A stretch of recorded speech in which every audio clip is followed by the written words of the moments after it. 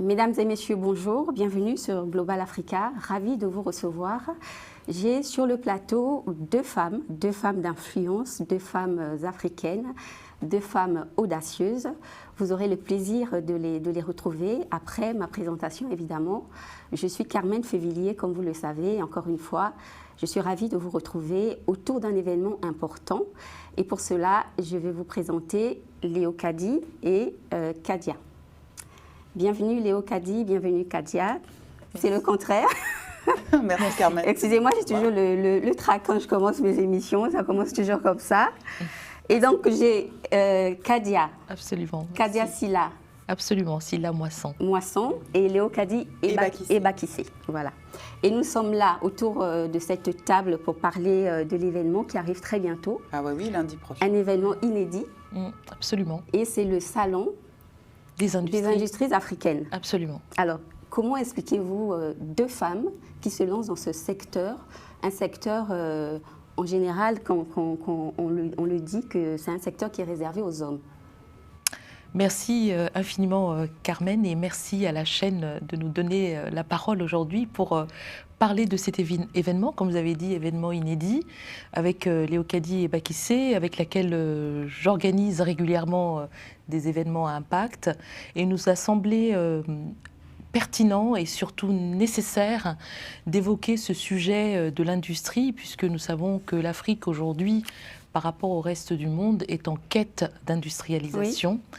Et donc, voilà. Donc, peut-être qu'on aura l'occasion d'en dire un peu plus tout à l'heure. Alors, avant de poursuivre, je vais d'abord vous présenter, évidemment, parce que... donc, je vais commencer par Kadia. Kadia, vous êtes guinéenne, d'origine guinéenne, et vous êtes passionnée par la francophonie et par la diplomatie économique.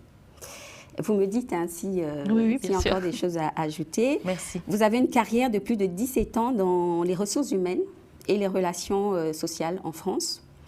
Vous êtes la fondatrice de la maison Muller.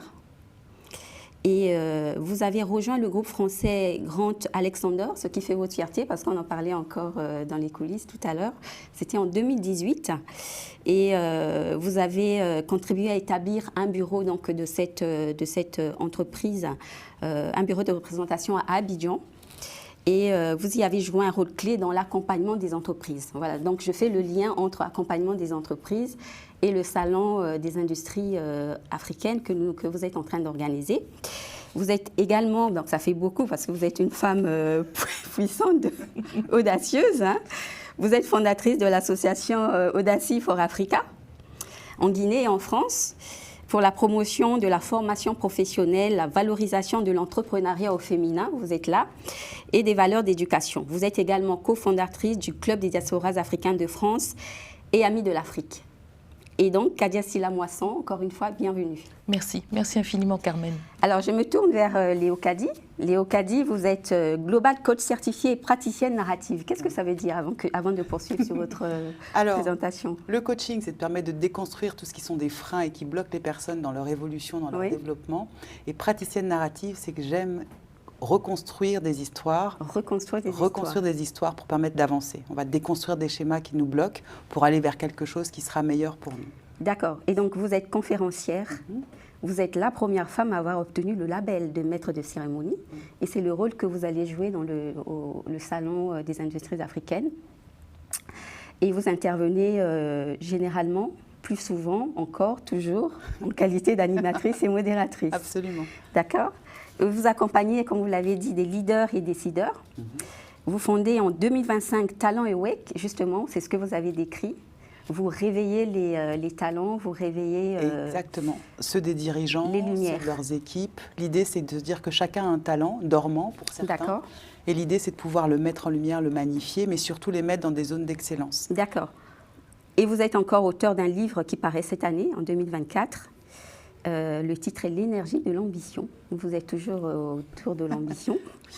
Et vous produisez les émissions Alter Ego et Inspiring Entrepreneur qui interrogent sur les notions de leadership, de coopération et d'alliance. Et donc, vous co-organisez avec Kadia le Salon des industries africaines. Et donc, Léo Kadi, encore une fois, bienvenue. Merci beaucoup. Nous allons entrer en plein dans le sujet de notre émission. Et donc, j'ai devant moi le Salon des industries africaines, première édition, 24 juin 2024, Salgavo, un endroit prestigieux. Alors, endroit prestigieux, parce que c'est un écrin dans lequel on souhaite mettre en avant ses dirigeants, ses projets. Oui. Donc, c'était une volonté commune de choisir un endroit qui n'avait pas encore été exploité pour mettre en avant ces talents africains, ces entreprises africaines et ces dirigeants. Ok. Et comment vous êtes l'idée de ce salon? Comme je l'ai dit, hein, quand on parle d'industrie, on voit les hommes. On se dit c'est compliqué, on ne comprend pas grand-chose. Et pourquoi l'industrie et comment l'idée vous est venue? Tout d'abord, merci d'abord Carmen pour cette question. Tout d'abord, et je vous remercie d'avoir rappelé la bio que vous avez partagée à nos auditeurs.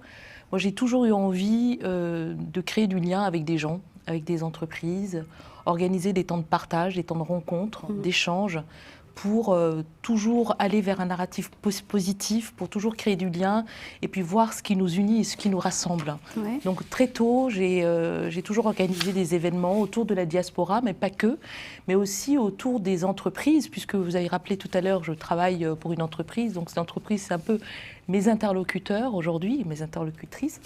Et j'ai toujours eu envie, effectivement, de créer des ponts aussi entre l'Afrique et le reste du monde, parce que je suis guinéenne, vous l'avez dit, fière de la Guinée, sont mes racines, et française, et j'aime effectivement trouver des liens économiques pour que nous puissions apprendre des uns des autres, nous construire et puis avancer ensemble et construire surtout un monde nouveau, un monde positif avec des chaînes de valeur positives. Et il se trouve que j'ai un mari entrepreneur donc qui est très investi dans l'industrialisation, dans la réindustrialisation de la France depuis 6 ans. Donc depuis 6 ans, vous l'aurez compris, je suis au cœur du réacteur. Donc j'ai vu effectivement cette bataille et tout ce mouvement avec les entreprises qui l'accompagnent pour impulser ce mouvement d'industrialisation. Et je voyais aussi, au travers de mes activités professionnelles, en recherchant notamment des talents pour des entreprises africaines et françaises, des entreprises industrielles, et je voyais aussi toute la difficulté qu'ils avaient à trouver des talents, et je voyais aussi tous les enjeux qu'avaient ces entreprises sur le terrain. Et travaillant sur l'Afrique, je me suis rendu compte aussi, parce que je m'intéresse au continent, parce que je m'intéresse aux réalités du pays, pas que la Guinée, de voir qu'en fait, finalement, l'industrie est un enjeu, un défi majeur pour permettre à nos sociétés d'aller vers une croissance durable, l'éducation, etc. Et l'Afrique subsaharienne, on voit qu'elle est en quête d'industrialisation par rapport à nos pays occidentalisés. Donc il m'a semblé utile de créer ce dialogue entre les entreprises, la société civile, sur un temps de rencontre ici en France et peut-être un jour en Afrique pour qu'on échange sur ces enjeux-là. Des enjeux importants. Alors, je vais me tourner vers Léo Kadi. Vous êtes en contact avec les intervenants du salon. Et donc, l'industrie des salons, je mélange tout, l'industrie des salons. Le salon des industries africaines. Bon, qu'est-ce que vous mettez dans ce contenu-là, les industries africaines? On peut le dévoiler? Bien sûr, nous sommes c'est parfait. On est là pour ça. Alors, on va avoir dans un premier temps, mais comme l'a indiqué Kadia, c'est important de partir de l'institutionnel, un peu ce qui se joue de cette diplomatie économique. Donc, on va avoir la parole qui sera partagée entre différents diplomates de la Guinée. Ah oui, j'ai vu qu'il y avait beaucoup de diplomates. Exactement, donc de la Guinée, du Maroc, qui vont venir, et de la Côte d'Ivoire, qui vont venir justement, eux, témoigner de ce qui se fait, de ce qui existe dans leur pays. Et aussi peut-être redorer aussi cette image de ce qui marche, parce que finalement on ne sait pas tout ce qui marche, et donc ils vont mettre ça en avant.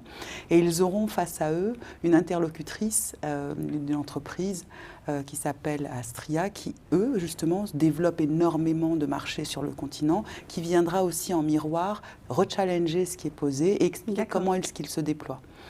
On aura aussi l'occasion d'avoir un focus sur la ZLECAf. Forcément, cette zone économique est très important. On va revenir sur la ZLECAf, mesdames. Et donc, un focus sur la ZLECAf, je n'en dis pas plus. Et ensuite, on aura l'occasion d'aller découvrir un secteur qui est en pleine expansion en Afrique francophone, en Afrique anglophone, et qui s'est inspiré un peu de ce que le numérique a mis en place. Ce sont les industries culturelle et créative. Et là, on va avoir un expert qui va venir nous donner un panorama, nous dresser un panorama de ce qui existe aujourd'hui, de ce qui se fait au niveau des compétences, comment elles sont transférées et comment elles sont exploitées positivement, parce qu'elles ont pour vertu de remettre au cœur des intérêts et au cœur des réflexions, au cœur de l'éducation, les histoires traditionnelles, pour que les enfants qui sont première, deuxième, troisième génération, comme on les appelle aujourd'hui, sachent d'où ils viennent, ce qui les a construits et quelles sont les origines qu'ils portent en eux sans forcément le savoir par les parents ou les grands-parents. Et c'est une manière de les ramener vers ça. Oui, la transmission. Exactement. Donc la transmission sera au centre. Ensuite, nous aurons le loisir d'aller explorer un peu ce qui s'est fait en France, grâce aux forces françaises de l'industrie, qui vont justement, eux, témoigner de la manière dont l'industrialisation a été menée dans différents secteurs et nous donner quelques clés aussi des choses à ne pas faire. Pour qu'on puisse avoir aussi ce regard croisé entre ce que nous disent les diplomates et ce que nous disent finalement ces entrepreneurs et ces entreprises. Parce que les entrepreneurs sont sur le terrain. Et c'est très important. Ils sont sur le terrain, ils voient les réalités. On aura ensuite un temps dans lequel on ira à la rencontre du sport. Forcément, vous vous doutez bien, en plein Jeux Olympiques. On va parler de ces industries du sport plutôt, comme étant aussi un vecteur de soft power. C'est une manière de magnifier ce que peut créer une nation, ce que peut porter une nation à travers ses sportifs, mais aussi à travers les messages d'éducation qui sont là. Et là, on aura un expert qui viendra nous présenter ce panorama. Et nous finirons, bien entendu, par les femmes, puisque ce sont elles qui sont d'une certaine manière aujourd'hui aux commandes dans certaines entreprises, dans les boards, aux commandes sur le terrain, parce qu'elles vont investir des secteurs dans lesquels elles ne sont pas attendues, et elles viendront, elles, témoigner de la manière dont elles ont entrepris à ces niveaux-là, et surtout des résultats en termes de création d'emplois, en termes aussi d'une certaine forme de lobbying aussi sur certains secteurs d'activité pour donner envie à d'autres femmes de les rejoindre, mais pas que, puisqu'il faut être aussi sur des formes de leadership, d'alliance. C'est unir des compétences au service d'un projet. Dans votre domaine, et là, on sera vraiment pleinement dans cette dynamique. Alors, avant de poursuivre, je tiens à préciser que c'est le salon des entreprises... Il faut que j'y arrive. Le Salon des industries africaines. C'est une initiative du Club des diasporas africaines de France et des Amis de la France. Et donc, je rappelle également aux téléspectateurs qui nous suivent que c'est un programme qui va commencer à 14h, qui va se prendre fin à 22h, avec une cérémonie d'ouverture. J'ai noté 3 tables rondes. 3 tours d'horizon. Évidemment, les tours d'horizon, c'est sur la ZLECAf, les industries culturelles, créatives, industrie du sport, et pour se terminer par un cocktail dînatoire sur inscription. Évidemment, il y a beaucoup d'invités d'honneur. Et donc, moi, je sors d'un événement, mesdames. Vous parlez d'industrie africaine. On vient de parler de santé et de vaccins. Ah oui. Alors, qu'est-ce que vous en pensez, vous, de cette industrie? Comment vous pouvez la positionner dans le programme du Salon des industries africaines? Parce que l'enjeu est comment produire les vaccins sur le terrain africain. Alors, c'est bien sûr une question hyper pertinente, Carmen, puisqu'on sort du Covid. On sort du Covid et on a parlé beaucoup de vaccins. On a parlé aussi beaucoup de la réalité du monde aujourd'hui. Il y avait certains pays qui pouvaient se fournir des vaccins, d'autres pas, avec tout le stress que ça a demandé dans les populations, que si on n'avait pas le vaccin, etc., on était face quand même à une tragédie, enfin en tout cas à un événement mondial juste incroyable. Et ce qui fait que c'est vrai que cette histoire de vaccin, ça a questionné énormément nos économies, nos politiques, nos décideurs, pour justement se demander, et l'Afrique dans tout ça, à quel moment nous, Africains, en tout cas les pays africains, peuvent aussi prendre le lead sur ces sujets-là, sur le sujet de la santé, qui est un sujet fondamental pour la vie des gens, pour le développement humain, etc., pour le développement d'un pays. Donc effectivement, c'est des sujets qui font partie des industries. Léo Kadi a parlé de l'industrie du sport, de l'industrie créative. En fait, l'industrie, c'est un terme générique, mais qui touche finalement tous les secteurs d'activité. Et aujourd'hui, l'Afrique, quand on parlait d'industrie en Afrique, on parlait essentiellement de l'industrie du secteur primaire, des extractions, de l'agriculture, etc. Mais on voit bien qu'il y a tout un pan, tout un champ, un certain nombre de secteurs industriels qui sont importants pour justement valoriser. Et c'est vrai qu'aujourd'hui, il y a le Forum de la santé. On aura la chance d'avoir Laurence Comte-Larassus, qui est la directrice générale du groupe GE Healthcare, qui pourra justement apporter dans le panel sur la table ronde autour des femmes, de leur place dans l'industrie, puisque Antonio Guterres a rappelé il n'y a pas très longtemps, en 2023, au moment de la journée internationale de l'industrie, parce que maintenant il y a la journée internationale de l'industrie, je crois que c'est le 23 novembre de mémoire, je ne sais plus, à demander à Google, mais justement pour rappeler qu'il ne fallait pas négliger la place de la femme dans ces questions-là. Moi je voulais juste préciser que dans ce programme, nous avons la chance et l'honneur d'avoir une femme marraine de cet événement, qui est Madame, son Excellence, Madame Rachel Annick Akiko Obiang Meyo, qui est l'ambassadeur, parce qu'elle aime bien qu'on dise ambassadeur, du Gabon, de la République gabonaise auprès de l'UNESCO. C'est une femme qui a une vision, c'est une femme qui se bat pour le multilatéralisme, c'est une femme qui nous soutient dans l'organisation de nos événements, puisque l'année dernière, j'ai co-organisé un événement à l'UNESCO, elle était la marraine, et elle nous a soutenus dans ce projet. Là, elle nous soutient dans ce projet-là, parce qu'elle croit effectivement à ces initiatives portée aussi par des femmes africaines en France.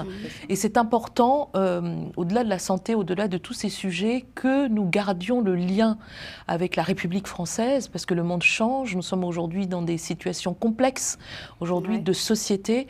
Et c'est important qu'on continue à créer du lien, à faire rempart, à créer du lien. Et l'industrie est un des sujets. L'industrie est l'un des sujets, parce que justement, il faut créer le lien, parce que le monde est globalisé maintenant. Exactement. Et je voulais vous poser la question, combien de temps, je pose la question à Kadia, parce que c'est vous l'initiatrice, c'est bien ça. Combien de temps il vous a fallu pour mettre tout ça en œuvre? Je sais que vous avez co-organisé... Je ne sais pas si on doit répondre à cette question. C'est des questions... Combien de temps il vous a fallu pour en arriver là? Parce que c'est la je vais laisser au Kadia. C'est la première édition. Je dirais que le temps que l'idée naisse dans la tête de Kadia, qu'elle la formule et qu'elle se dise « Qu'en penses-tu » Et là, on s'est dit « Très bien, il nous faut une période, un lieu, des personnes, des personnalités, des thèmes, et on est parti. » Et c'était quand votre idée, elle est apparue? Écoutez, c'est né, on va dire, je vous dis, franchement, je dirais que ça fait partie d'un tout. C'est difficile de dire quand on a de l'engagement, de dire quand est-ce que c'est né. Vous voyez, on rentre de Conakry, on a organisé les tables rondes du capital humain africain dans le cadre des 72 heures du livre, qui est un événement porté par un Guinéen, moi que j'adore, Monsieur Sansikaba, qui est le directeur de l'Harmattan Guinée. Et c'est un homme engagé. Et je pense que souvent, c'est lié à des rencontres, en fait, des moments, des temps de connexion, d'opportunités, des gens qui nous portent aussi. Et puis ça se passe. Voilà, donc on a monté le capital humain en 2 temps, 3 mouvements, parce que c'était hyper rapide. C'était très rapide. Et là, il se trouve que l'industrie, voilà, j'ai un mari qui est à fond sur le sujet, je travaille avec des clients industriels, et finalement, et puis on est des gens, on s'engage aussi, donc on a envie de porter aussi ce sujet, le sujet de la ZLECAf, qui est un sujet important, qui est naissant, mais il y a de nombreux défis. Et je pense qu'on a une responsabilité aussi, en tant que gens de la diaspora africaine, de porter aussi ces sujets. Et donc là, j'en viens, justement, allez-y, je vous prie. Non, juste sur votre point sur la santé, alors c'est la première édition, on aura largement le temps de le traiter dans la deuxième édition. Voilà. Parce qu'effectivement, elle a une place centrale aujourd'hui. Les sujets qu'on a choisi d'aborder dans cette première édition, c'est ceux qui vont aussi être comme des boosters et des tremplins pour pouvoir aider et mettre en visibilité ce qui se fait. Et la question que j'allais vous poser justement sur les éditions, la première édition c'est cette année, quelle est la fréquence justement du salon? Une fois par an. Voilà, l'idée c'est ça. Voilà. L'idée c'est vraiment faire un événement, un temps de rencontre, d'échanges constructifs, techniques, avec des personnes sachant, des experts qui peuvent nous édifier, qui peuvent nous apporter des réponses claires, avec des témoignages, etc. Parce que c'est un sujet qui est crucial. Et l'industrie, c'est pas uniquement que des usines. L'industrie, c'est aussi le travail de la main, c'est aussi le travail du fer, F-A-I-R-E. Et c'est aussi un levier pour justement répondre aussi à la problématique problématique d'emploi de nos jeunes. Voilà, l'industrie ne doit pas être dénigrée. L'industrie, c'est pas c'est pas quelque chose de sale. L'industrie, c'est la vie. Et aujourd'hui, l'Afrique s'en saisit. Il n'y a qu'à voir aujourd'hui l'arrivée de la première dame du Sénégal qui arrive totalement habillée en Made in Sénégal. Elle est arrivée seule.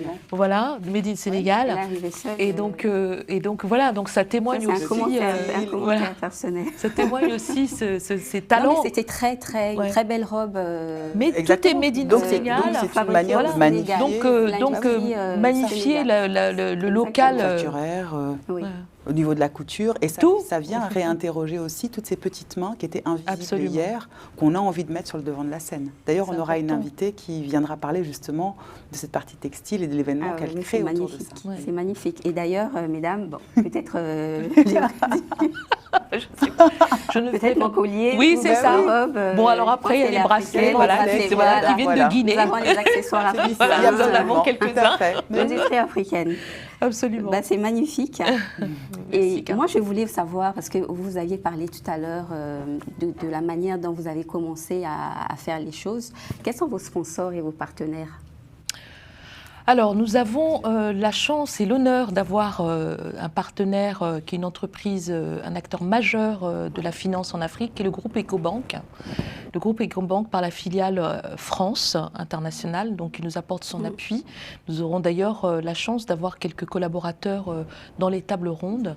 Nous avons eu un accompagnement d'une entreprise minière qui est le groupe Rio Tinto, donc qui est l'une des entreprises qui porte le projet Simandou en Guinée. Alors moi, en tant que Guinéenne, je valorise aussi ce grand projet extraordinaire qui pour moi est important de parler parce que c'est un projet phare qui va vraiment changer aussi la Guinée, donc qui est porté par nos dirigeants avec force et fierté. Nous avons le groupe Grant Alexander, donc mon patron me soutient, donc ça c'est super, ça fait toujours plaisir.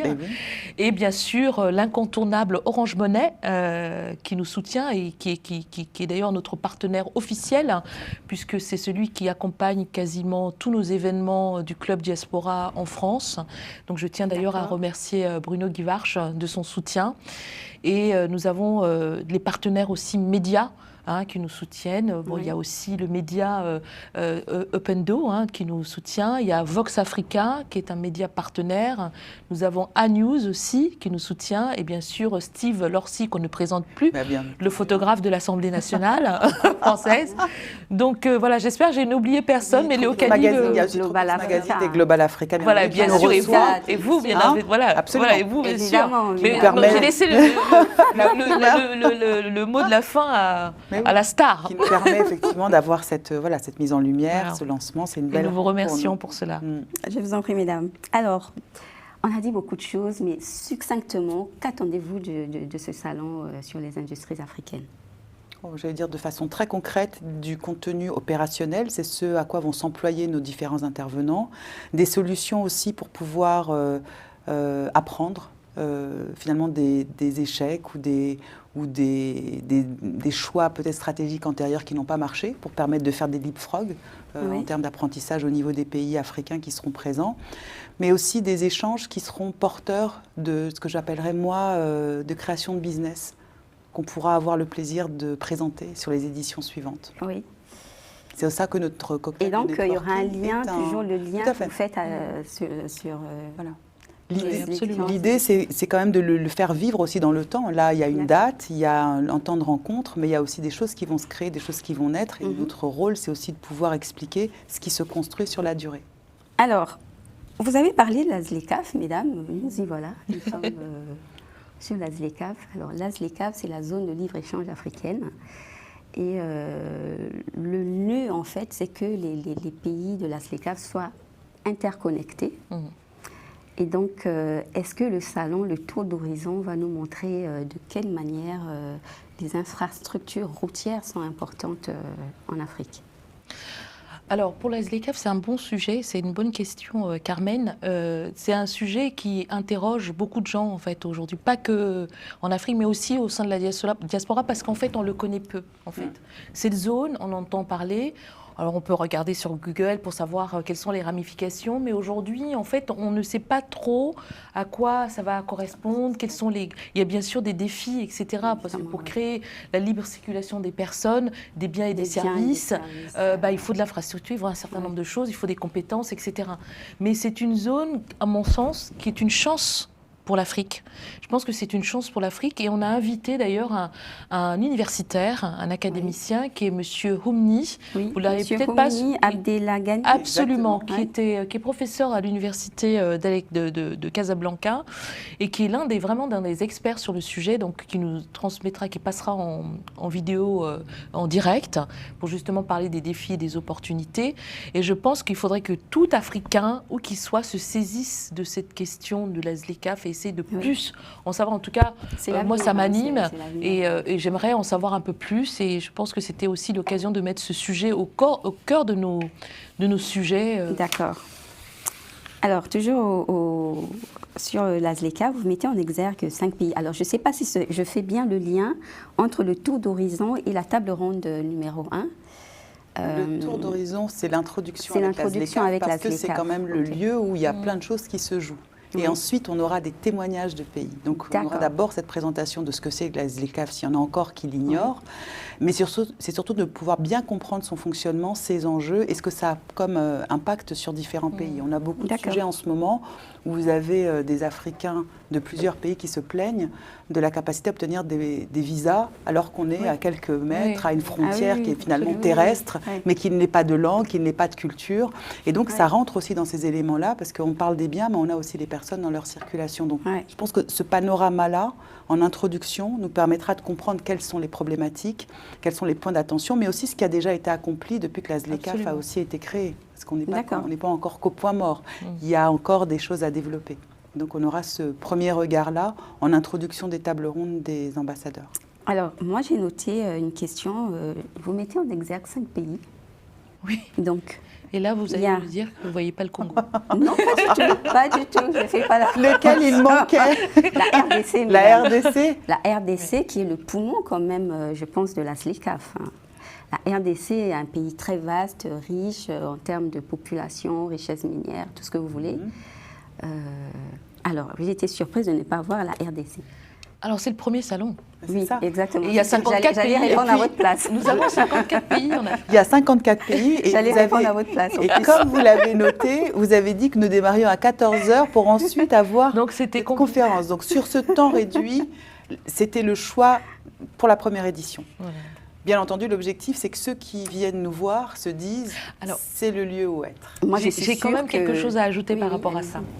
Alors, il n'y a pas la RDC effectivement dans les pays à inviter, mais nous allons avoir une délégation de la République démocratique du Congo alors je ne sais pas combien ils seront, mais c'est le Fonds pour l'industrialisation, je crois que c'est, si je ne me trompe pas, de la RDC. Ouais. Donc on a été contacté par son président parce qu'il a été effectivement au courant de cet événement.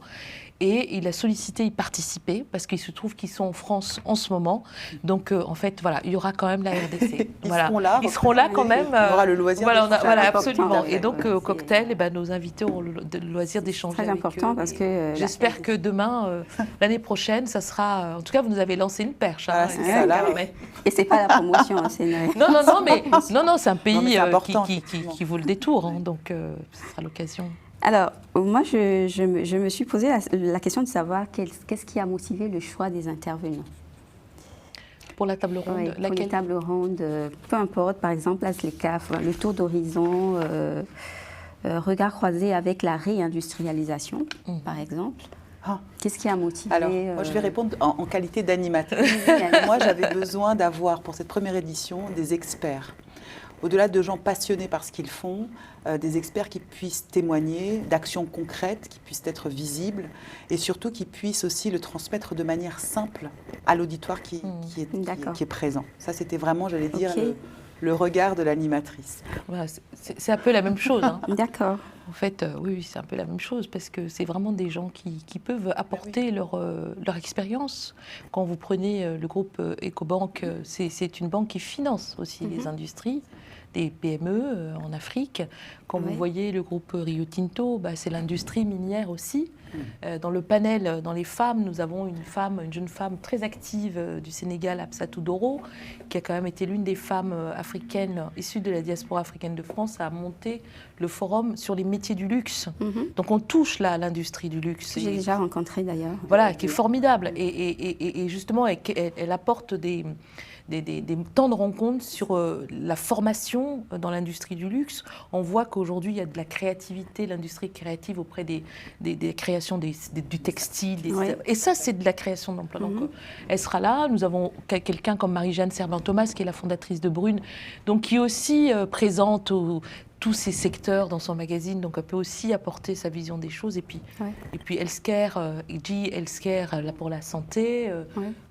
Nous aurons en visio Valérie Kodjo-Diop de la BOAD. Donc ça va être donc il y a aussi, ça rejoint ce que dit en fait Léo Kadi. Oui. C'est vraiment important, puisqu'en fait l'idée c'est pas de savoir est-ce que les gens sont intéressés par ce qui se passe en Afrique au niveau de l'industrie, c'est de dire ça existe. Et à partir de maintenant, quel genre de réflexion on peut mener pour construire des partenariats qui soient durables, avec des gens qui sont experts, avec des gens qui portent vraiment leur sujet, et puis surtout des gens qui peuvent ouvrir aussi des voies, parce qu'on sait très bien que derrière un salon, l'objectif c'est aussi de pouvoir construire des partenariats durables. Et donc c'est dans cet esprit qu'on l'inscrit. Le cocktail s'inscrit aussi dans cet esprit-là pour que les échanges puissent être porteurs et surtout constructifs pour les invités qui seront présents. Ouais. Et donc, quand on entend salon, on s'attend à voir des stands. Oui, on s'attendait à cette question. Oui, c'était volontaire. C'était volontaire. Non, mais parce que, Carmen, je ne sais pas si vous vous rappelez, l'année dernière, en fin d'année de mémoire, il y a eu le Global Industry en France. Oui. Donc nous, on était partenaires avec Grant Alexander de Global Industry, et j'étais très étonnée qu'il y ait quand même la rencontre de toutes les industries du monde. Donc ça se passe en France, et il y avait très peu d'industries, d'entreprises africaines représentées.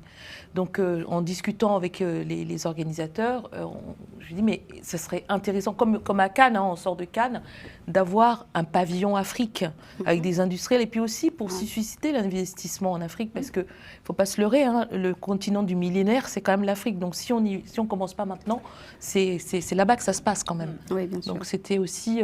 Donc j'espère que demain, peut-être en Afrique ou dans un autre pays européen, qui sait. Là, j'espère qu'on aura des stands. Ben voilà. Là oui. C'est un peu aussi un appel d'air à dire, c'est le sujet, c'est un sujet majeur. Et ça reste la première édition. Absolument. Édition, tout à fait. Alors, on va reparler de Paris 24, les Jeux Olympiques. Vous prévoyez un tour d'horizon sur les industries du sport. Alors, est-ce que c'est les Jeux Olympiques qui vous ont inspiré, ou bien vous avez ciblé des faiblesses au niveau de l'Afrique? La réalité, c'était surtout que la personne qui est conviée est quelqu'un qui met les femmes sportives à l'honneur depuis un nombre d'années incroyable, qui a la capacité de pouvoir, par ce biais-là, construire autour des valeurs du sport des manières d'accompagner ces femmes, mais pas que, de pouvoir aussi les mettre en lumière et donc de les mettre en mode femme inspirante. Ouais. Et donc ça, c'était important. Il viendra bien entendu, au-delà de cette présentation-là, bon, bien sûr, on est en année Jeux Olympiques, mais le clin d'œil n'était pas qu'au JO. Le clin d'œil était surtout sur comment le sport peut devenir pour des pays une manière de le mettre en avant. Bien sûr. Comment le sport peut, grâce à ses valeurs d'éducation, grâce à ses valeurs de coopération, grâce à ses valeurs, alors qu'on soit dans un sport individuel ou collectif, il y avait ce message-là qui était porté, et on voit comment ça porte des jeunes dans certains pays, et comment ça les ramène aussi sur le prendre soin de soi, sur le être dans du collaboratif. Et donc, c'est tous ces points-là qui vont aussi être mis en avant avec cette intervention, au-delà de l'impact que peut avoir le sport porté par la francophonie, puisque cet intervenant-là est aussi sur cette francophonie sportive, avec toutes les vertus qui sont les siennes. La francophonie sportive. Absolument. Alors, est-ce qu'on peut creuser? C'est elle qui a dit. Léo Kadi. Je sais pas. Si, donc, la francophonie sportive, c'est de remettre, c'est de sortir de toute cette sémantique anglophone, pour la ramener dans une version francophone, mais surtout redonner le sens à chacun des mots, qu'ils soient ou anglophones ou francophones, pour resensibiliser à l'éducation, faire parler des jeunes du sport qu'il aime, avec, j'allais dire, du début jusqu'à la fin de sa présentation, quelque chose en Parce que le sport ne reste pas que professionnel. Absolument. Justement, et donc c'est aussi de leur montrer qu'un sportif professionnel, pour beaucoup d'entre eux, ont décidé d'embrasser une deuxième carrière qui est celle d'entrepreneur. Oui. Et c'est de leur permettre de leur montrer que la performance sportive durera un temps, le temps que le corps peut supporter, le temps que les muscles peuvent supporter, mais aussi le temps qu'un public peut accompagner. Et qu'après, il y a une deuxième vie. Et donc, il y a ce message-là aussi qui est porté, et qu'il y a ces témoignages-là qui viennent aussi montrer que le sport, c'est une étape, mais ça crée aussi un mental qui va être nécessaire et sur lequel on pourra s'inspirer. La persévérance. Exactement, en tant qu'entrepreneur. Oui. Parce que les heures d'entraînement à 4 heures du matin, quand vous n'avez pas l'habitude de le faire, qu'il fasse chaud, qu'il fasse froid, et puis de passer aussi un message, la discipline, la persévérance, autant de choses qui vont derrière être remises en lien avec l'esprit de l'entrepreneuriat. Oui. Je parle en tant qu'ancienne sportive. Hein, donc, Et oui, c'est ça. Alors, on va partir sur la table ronde 3, qui met l'accent sur la vision pragmatique et inclusive de la femme. Et justement, on parlait des femmes. Moi, je voudrais en savoir un peu plus sur cette table ronde. Kadia. Alors, ces tables rondes, comme je l'ai dit au départ, on voulait aussi montrer que la femme africaine et la femme en général a sa place aussi dans ces industries. C'est pas forcément des métiers d'hommes, etc. C'est là aussi sa place de créativité. Hein. C'est pour ça qu'effectivement, nous avons des femmes comme Absatou Doro à cette table ronde, ou comme Marie-Jeanne Servan-Thomas, comme Valérie Kotio-Diop à cette table ronde. Et donc, c'était important aussi de valoriser toutes ces femmes qui travaillent déjà dans ce secteur industriels, donc qui peuvent aussi apporter leur expérience et qui peuvent aussi montrer qu'au travers des industries, notamment créatives, ces femmes participent aussi à cette chaîne de valeur.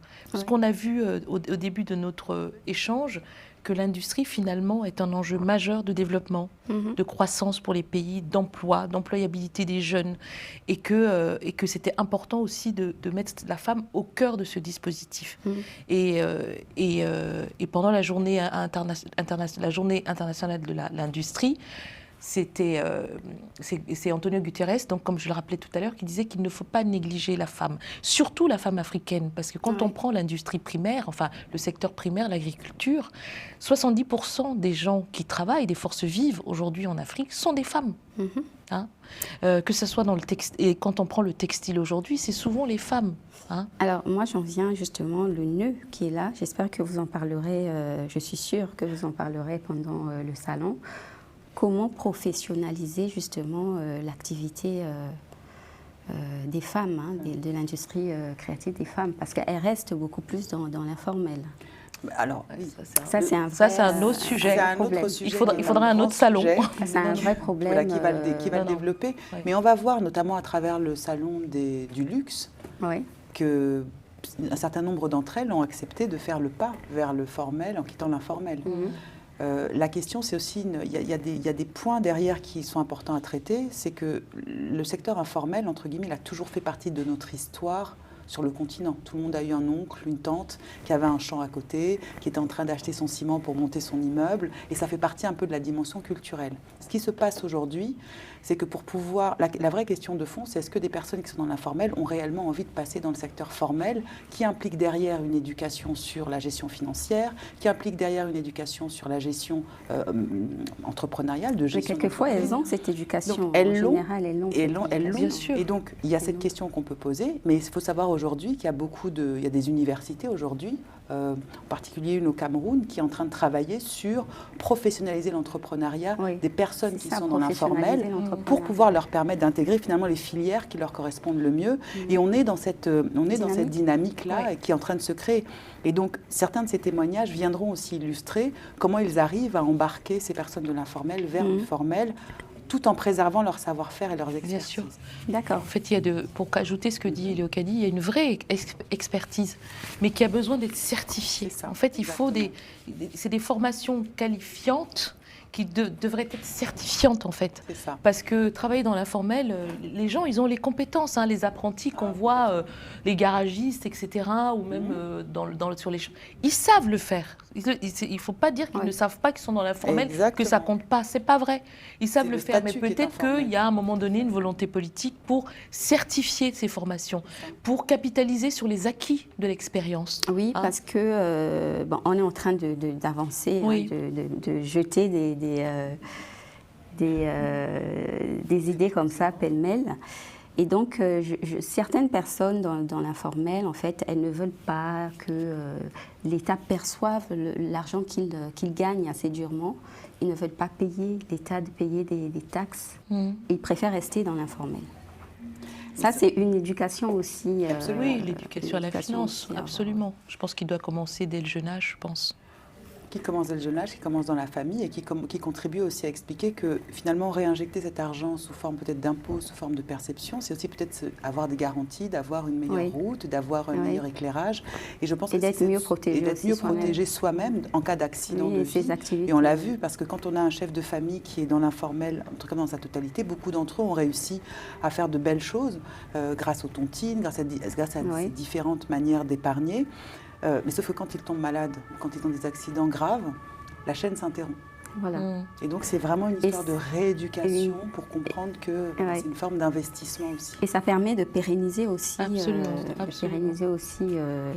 l'activité.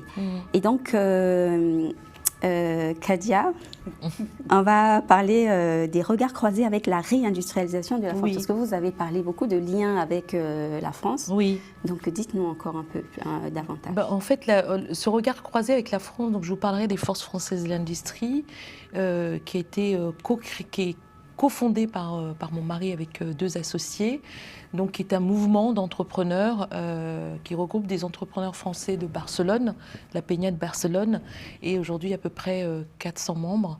Et c'est des gens qui croient au Made in France, hein. Là on parlait du Made in France, du Sénégal, etc., qui croient en fait au contenu local.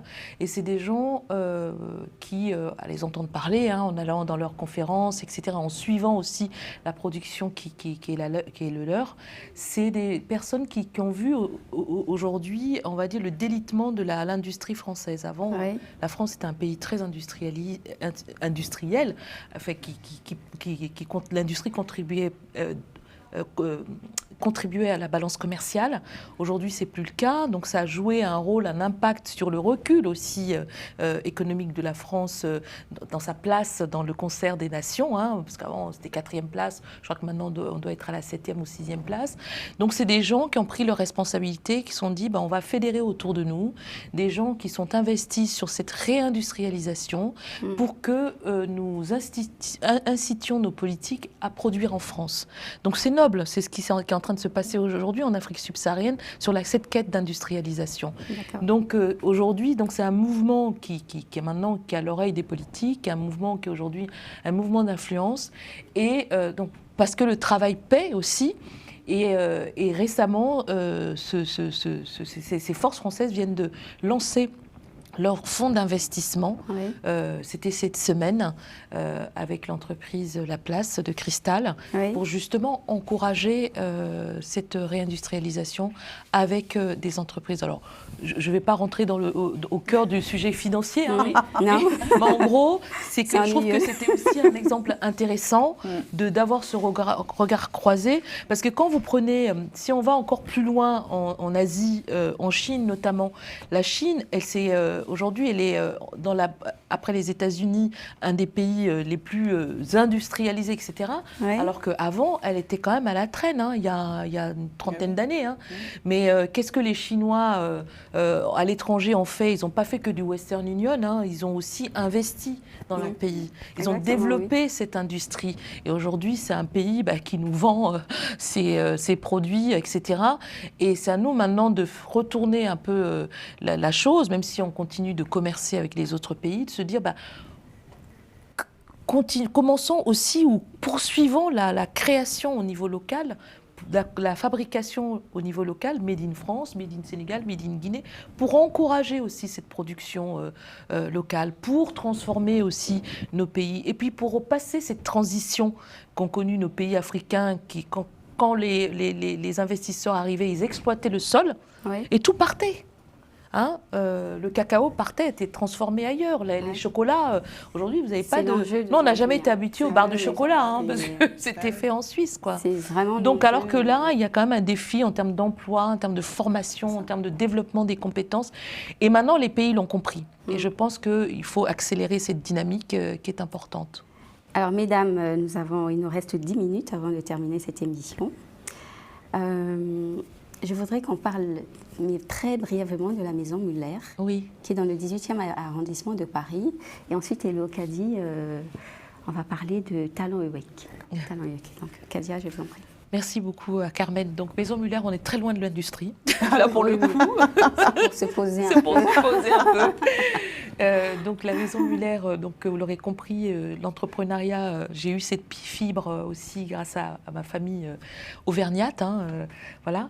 Et donc c'est un lieu assez atypique qui est à Montmartre, que je gère maintenant depuis 2016, qui est un lieu d'événementiel et de coworking, et qui est un lieu qui a très vite été ouvert à la diaspora et notamment aux entrepreneurs de la diaspora. Donc c'est un lieu, sorte de boudoir, comme il en existait au 19e siècle, de rencontres, d'échanges. J'ai bien apprécié quand j'ai été... Et maintenant, en fait, c'est maintenant un Airbnb, donc je profite de lancer... Absolument. Voilà, depuis peu, on a changé de concept parce qu'il faut se réinventer aussi.